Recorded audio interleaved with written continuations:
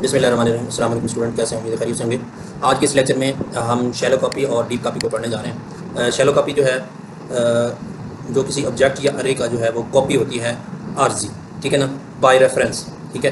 तो जो deep copy होती है वो रेफरेंस नहीं होती, बल्कि वो अलग से एक कॉपी बन जाती है ऑब्जेक्ट की या अरे की पूरी कॉपी है, वो रेफरेंस नहीं होता, उसमें पूरी की पूरी एक अरे बन जाती है। इसको कहते हैं डीप कॉपी। और शैलो कॉपी जो ये सिर्फ और सिर्फ रेफरेंस होता है, ठीक है जी।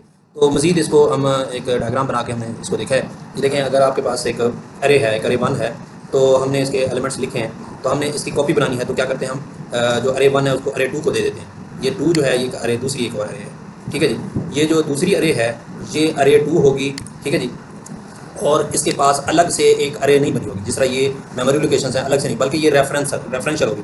इसके लिए सिर्फ और जस्ट एक सेल ही होगा जो इस अरे का सिर्फ नाम होगा। और जब हम इस अरे टू के जो है एलिमेंट्स को एक्सेस करने की कोशिश करेंगे, तो वो ऑटोमेटिकली अरे वन की मेमोरी लोकेशन से ही डाटा को एक्सेस करेगा, ठीक है जी। तो डीप कॉपी में क्या होता है, डीप कॉपी में पूरी की पूरी कॉपी, जिस तरह हमने अरे वन बनाई है, अगर हम इसकी डीप कॉपी बनाते हैं तो इसके लिए जो है ना ये सेपरेट ऑपरेटर का इस्तेमाल करते हैं, ठीक है जी। उसके लिए हम डायरेक्ट जो है शैलो कॉपी के लिए कोई ऑपरेटर वगैरह इस्तेमाल नहीं करते। डीप कॉपी अगर करनी है, डीप कॉपी से होगा कि पूरी की पूरी जो अरे है वो एज इट इज़ जो है ना वो पूरी पूरी कॉपी अलग से मेमोरी लोकेशन पे जो है ना बन जाएगी, मेमोरी में क्रिएट हो जाएगी, ठीक है जी। ये कोई रेफरेंशियल नहीं होगी, जिस तरह ये रेफरेंस ले लेता है उससे, यानी ये जो भी डाटा उठाना है वो अरे वन से उठाता है। इसमें डीप कॉपी में ऐसा नहीं होता। इसमें क्या होता है, पूरी पूरी कॉपी होती है अलग, ये इंडिपेंडेंट होती है। और अरे वन जो है ना ये डिपेंडेंट है, ठीक है जी, समझ आ गई।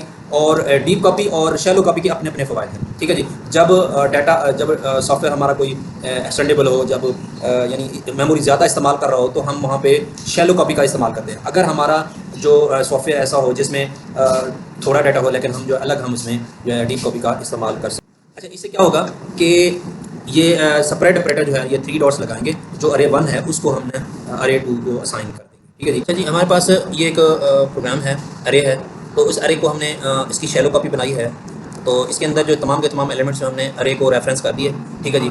मज़ीद हमने देखा कि हम अरे टू के अंदर हम वैल्यू रखना चाहते हैं।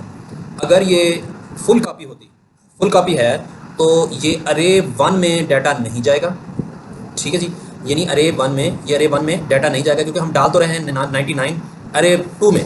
तो अगर ये फुल कॉपी पूरी की पूरी कॉपी होगी तो अलग लोकेशन होगी, तो ये अरे वन में नहीं जाएगा, अरे टू में रहेगा डाटा। अगर ये अरे वन में 99 भी चला गया तो इसका मतलब है लोकेशन सेम है, ठीक है जी, एक ही जगह पे जा रहा है डाटा। तो अरे वन को अगर हमने प्रिंट करवाएंगे वही एलिमेंट्स आएंगे, और अरे टू को करवाएंगे तो वही एलिमेंट्स होंगे। अब इसको हम चेक करने लगे, ठीक है जी। तो इसको चेक करते हैं। तो देखें, अब 99 तो हमने अरे टू में डाला है, अरे वन में क्यों चला गया? अरे वन में नहीं जाना चाहिए था उसको। 99 जो